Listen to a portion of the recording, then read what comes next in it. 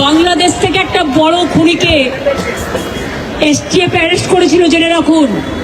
যা নিয়ে বাংলাদেশে অনেক রেভুলেশন হয়েছিল। অন্য দেশের কথা আমি বলছি না, আমার বলার অধিকার নেই, কিন্তু আমি যেটা বলছি পয়েন্টটা। তারপরে তারা মেঘালয় দিয়ে বাংলায় চলে আসে। বাংলায় যখন চলে আসে তখন আমাদের এসটিএফ তাকে ধরে, এটা তাদের ক্রেডিট। তারপরে হোম মিনিস্টার নিজে আমাকে ফোন করে বলছেন, এতদিন তো কই আমি বলিনি, মুখ করিনি, আজকে অত্যাচারের শেষ সীমায় গেছেন বলে। কারণ এটা জানে, আমি এখনো নামটা বলছি না ভদ্রতা করে, বাংলাদেশের লোক উত্তাল হয়ে যাবে। আমি সেটা চাই না, আমি দেশকে ভালোবাসি না, বলবো না দেশের স্বার্থে। কি বললেন?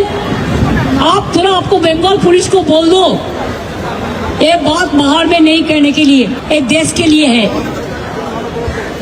কাকে দিয়ে খুন করিয়েছিলেন, কার কার নাম বেরিয়েছিল?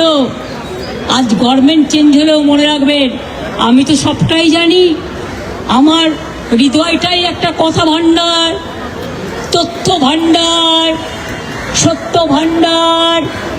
আমি তো সম্পদের ভয়ে কর্মীদের জলে ভাসিয়ে দিয়ে দল ছেড়ে চলে যাব না। আমার তো এক সেকেন্ড লাগতো। আমাকে তো কতবার বলেছে, क्या चाहिए हर कुछ कर देंगे अगर आप हमको मदद करेंगे तो। শুনুন, আমাদের পার্টির একটা নীতি আছে, আদর্শ আছে, দর্শন আছে।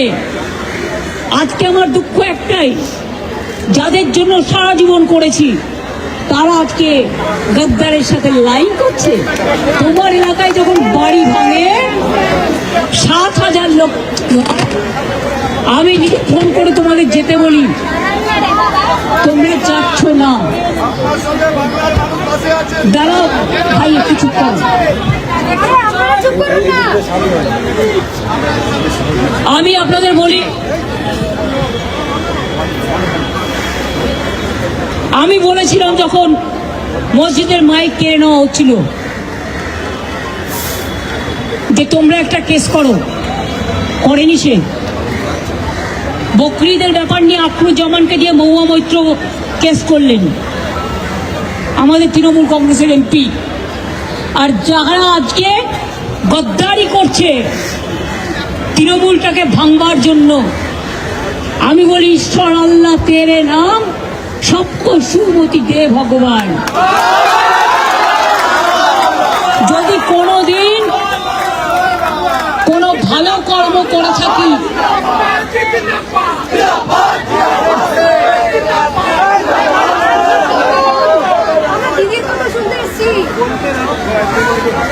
যদি কোনোদিন কোনো ভালো কাজ করে থাকি, কর্মই ধর্ম মাথায় রাখবেন,